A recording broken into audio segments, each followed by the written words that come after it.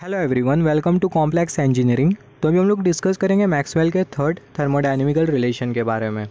तो जो मैक्सवेल का जो तीसरा वाला जो थर्मोडायनेमिकल रिलेशन होता है वो कुछ इस तरीके से होता है। Partial differentiation of T with respect to P at constant S, मतलब rate of change in temperature with respect to change in pressure at constant entropy is equal to change in volume with respect to change in entropy at constant pressure is equal to 2 square H. यहाँ पर ये जो H होता है वो होता है enthalpy, और यहाँ पर ये 2p, और यहाँ पर हमने कंसिडर किया 2s। तो यहाँ पर अभी अगर हम लोग देखें, यहाँ पर ये जो मैक्सवेल का जो तीसरा वाला जो थर्मोडायनेमिकल रिलेशन है, इसको ड्राइव करने के लिए हम लोग कंसिडर करेंगे एंथैल्पी का कॉन्सेप्ट। हमें पता है एंथैल्पी का मतलब क्या होता है। अगर थर्मोडायनेमिक सिस्टम एक पर्टिकुलर स्टेट में एग्जिस्ट कर रहा है, जिस स्टेट पर वो थर्मोडायनेमिक सिस्टम का प्रेशर P है, वॉल्यूम V है, सिस्टम का टेम्परेचर T है, तो उस केस में हम लोग बोल सकते हैं वो जो थर्मोडायनेमिक सिस्टम है वो स्टेट में आने के लिए कितना हीट एक्वायर किया है वो हमें कौन बताएगा, वो हमें बताएगा एंथैल्पी। और जो एंथैल्पी होता है वो बराबर में होता है इंटरनल एनर्जी और जो प्रेशर वॉल्यूम दोनों का जो प्रोडक्ट है उसके। तो यहाँ पर अभी अगर हम लोग देखें, यहाँ पर ये जो एंथैल्पी है ये बराबर में होगा internal energy plus pressure volume दोनों का जो प्रोडक्ट है उसके। अभी इसका अगर हम लोग डिफरेंशियल फॉर्म कंसिडर करें तो हम लोग लिखेंगे d h is equal to d u. P को कांस्टेंट कंसिडर करेंगे, वी का डिफ्रेंशिएशन तो हमें मिल जाएगा p into d v, plus v को कांस्टेंट कंसिडर करेंगे, पी का डिफ्रेंशिएशन तो हमें मिल जाएगा वी इंटू डी पी। यहाँ पर अगर हम लोग देखें d u plus p into d v बराबर में होगा टी इंटू डी एस के। कैसे?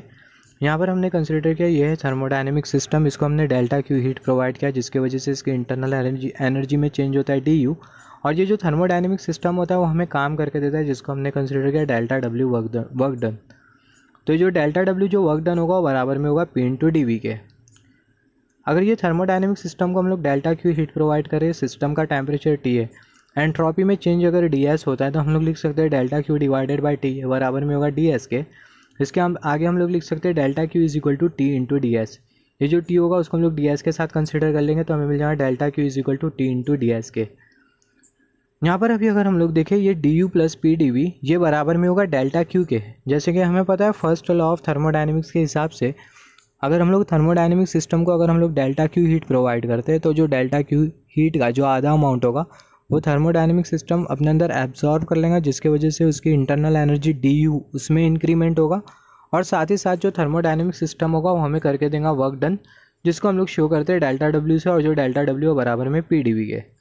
तो यहाँ पर ये जो पी डी वी है वो एक तरीके से डेल्टा डब्ल्यू है। तो यहाँ पर ये d u plus p d v ये बराबर में होगा डेल्टा क्यू के, और डेल्टा क्यू किसके बराबर में? टी डी एस के। तो यहाँ पर हमें मिल जाएगा टी इंटू डी एस, और यहाँ पर ये प्लस वी डी पी।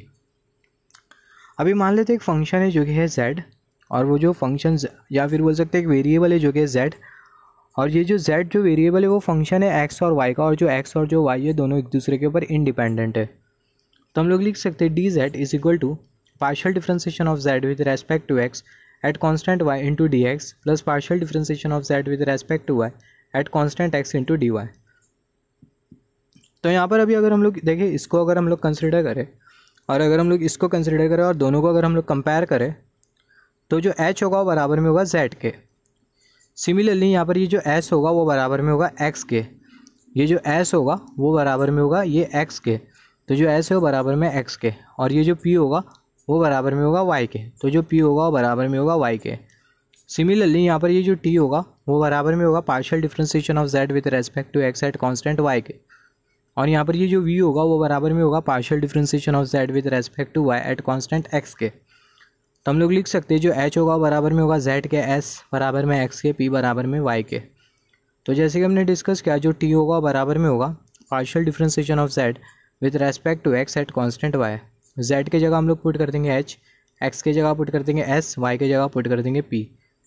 तो हमें मिल जाएगा t is equal to partial differentiation of h with respect to s at constant p।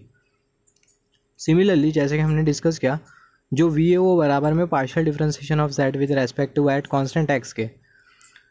तो v बराबर में partial differentiation of z with respect to y at constant x, z के जगह put कर देंगे हम लोग h, y के जगह पुट कर देंगे p, x के जगह पुट कर देंगे s।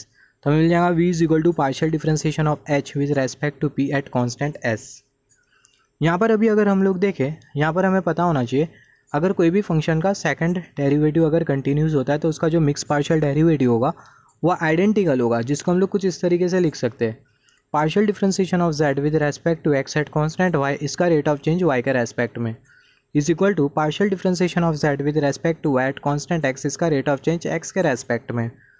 फर्दर इसको हम लोग कुछ इस तरीके से लिख सकते हैं, 2 square z divided bye 2y into 2x, यहाँ पर ये 2x है, इज इक्वल टू इसको हम लोग कुछ इस तरीके से लिख सकते हैं, 2 square z divided by 2x into 2y। तो यहाँ पर अभी अगर हम लोग देखें partial differentiation of z with respect to x at constant y, ये वाला जो टर्म है वो यहाँ पर अपेयर कर रहा है और ये जो टर्म है वो टी के बराबर में। इसका मतलब इसके जगह हम लोग पुट कर देंगे टी और ये वाई के जगह हम लोग पुट कर देंगे पी। जैसे कि हमने डिस्कस किया, जो वाई है वो बराबर में पी के, तो हमें मिल जाएगा partial differentiation of T with respect to P at constant S.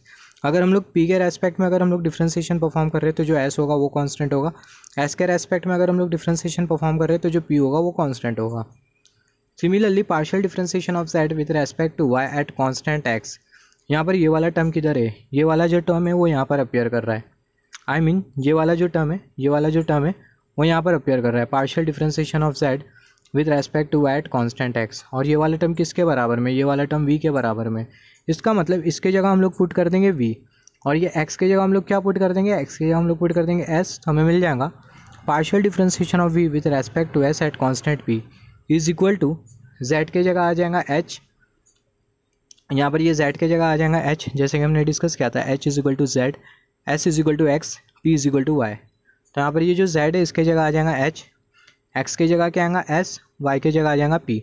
तो हमें मिल जाएगा 2 square H divided by 2p into 2s।